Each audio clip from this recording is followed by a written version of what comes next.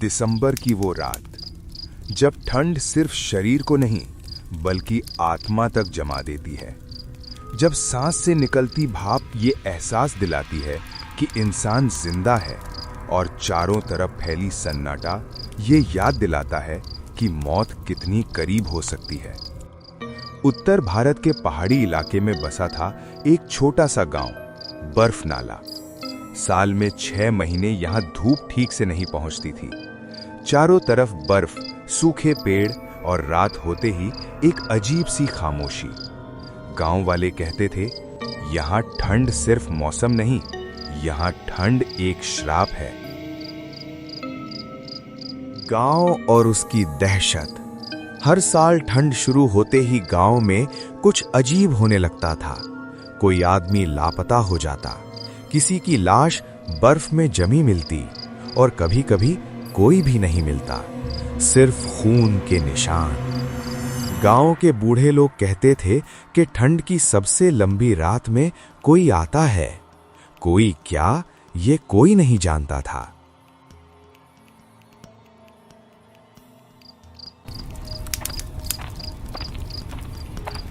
इस बार ठंड कुछ ज्यादा ही है। पिछली बार भी यही कहा था और फिर मोहन गायब हो गया। तुम लोगों को समझ नहीं आता, ये मौसम ही अभिशप्त है। तुम लोगों को भी संभल के रहना चाहिए, क्योंकि ये ठंड का मौसम बहुत खतरनाक होता है। तुम लोग रात के समय ज्यादा इधर उधर मत जाना, क्योंकि ये पहाड़ी इलाका है। और कोई ना कोई गायब हो जाता है इस गांव से। हाँ बेटा, ठंड की आखिरी रात में वो चुड़ैल आती है और किसी ना किसी को ले जाता है। इसीलिए मैं तुम लोग को समझा रहा हूँ, रात के वक्त इधर उधर मत रहना, क्योंकि एक बैग आती है। उसी गांव में आया था एक शहर का लड़का, अर्जुन। पत्रकार था, डरावनी और रहस्यमयी कहानियों की तलाश में घूमता था। उसे बर्फ नाला की कहानी ने खींच लाया। यहाँ हर साल लोग क्यों मरते हैं? मरते नहीं साहब, ठंड उन्हें ले जाती है। ठंड कोई जानवर थोड़ी है जो ले जाएगा। किसी ने देखा है क्या? नहीं, यहाँ कोई और बात है। यहाँ कोई और बात है। ठंड नहीं, ठंड के आड़ दे कोई और ये काम कर रहा, जो आप लोग को मालूम नहीं है पूरा तरह से। अब मैं पता लगाऊंगा कि माजरा क्या है। आपने ठंड को देखा नहीं है साहब, इसलिए ऐसा बोल रहे हो। नहीं तो आप नहीं बोलते। वो बहुत खतरनाक है और बहुत डरावना है, जो किसी को भी कहीं से गायब कर जाता है। आप भी थोड़ा संभल के साहब। रात हुई, तापमान 0 से नीचे चला गया। अर्जुन अपने कमरे में बैठा रिकॉर्डर ऑन किए था। बाहर से जैसे कोई बर्फ पर चल रहा हो। आज बर्फ नाला में मेरी पहली रात है। बाहर कोई चल रहा है। ये हवा होगी और कुछ नहीं, क्योंकि ठंड की मौसम है। बेकार में इतना सोच रहा हूं मैं। और आज काफी ठंड भी लग रही है, हवा भी ज्यादा तेज चल रही है। चलो एक काम करता हूं। खिड़की से बाहर देखा तो एक साया, लंबा, पतला और सफेद। उसकी आंखें लाल नहीं, लग रहा था कि कुछ जमा हुआ था। अर्जुन देख के डर गया। अर्जुन दरवाजा खोलो। तुझे बहुत रहस्य जानने का ख्वाहिश रहता है ना? आज मैं तुझे रहस्य बताऊंगा। अर्जुन का शरीर जम गया, ठंड से नहीं, डर से। दरवाजा खुला, लेकिन वहां कोई नहीं था। सुबह हुई तो गांव में खबर आग की तरह फैल चुकी थी।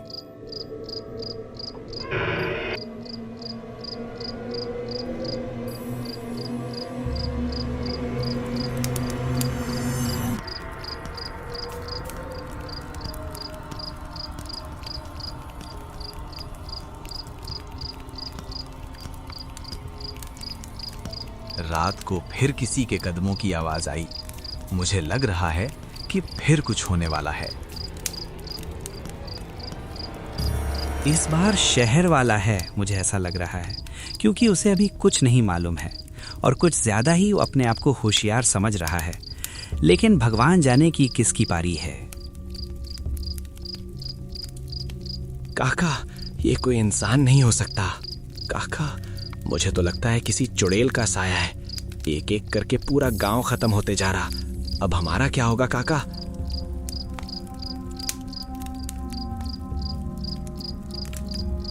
अब समझ मैं आया। मैं तुम लोगों को क्यों समझाता था। वो ठंड कभी भी कहीं से उठा ले जाता है। ठंड जब जिंदा हो जाए तो वही होता है। अरे काका, वो क्या है? सादा सादा दूर खड़ा, मुझे तो कुछ अजीब लग रहा है। वो एक आत्मा है। चलो बच्चों, भागो भागो यहां से जितनी जल्दी हो सके, इससे पहले कहीं उसकी नजर हम पे ना पड़ जाए।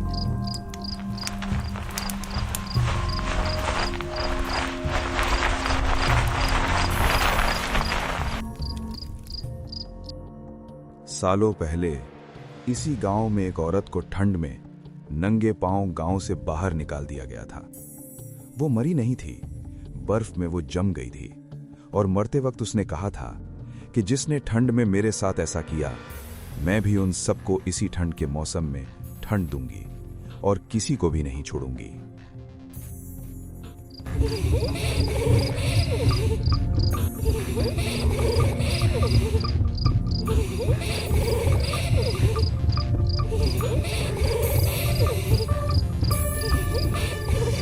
तुम सब दोषी हो, पूरा गांव के लोग। जो चुप रहे वो सबसे बड़ा दोषी है। अब मैं किसी को भी नहीं छोड़ूंगा।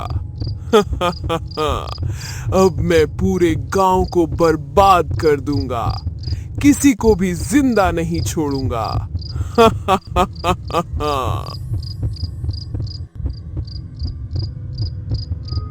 ठंड की सबसे लंबी रात, गांव के सारे लोग इकट्ठा, अर्जुन बीच में खड़ा, बर्फ का तूफान और वो आत्मा सामने। सबकी डर से हालत खराब हो चुकी थी। अगर बदला चाहिए तो मुझे ले लो, मगर इन गांव वालों को छोड़ दे। इन गांव वालों का कोई कसूर नहीं है। फिर इन गांव वाले के साथ कभी कुछ नहीं होना चाहिए।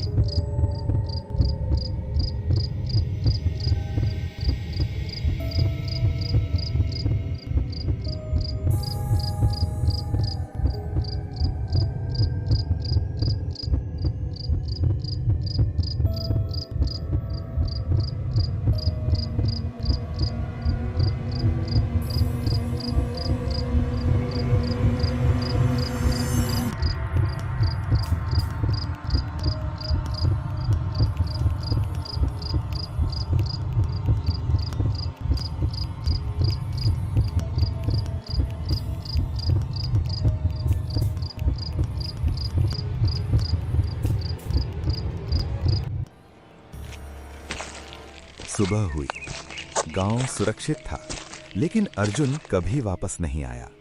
आज भी जब ठंड बहुत बढ़ जाती है तो कोई कहता है एक शहर वाला अब भी यहाँ है।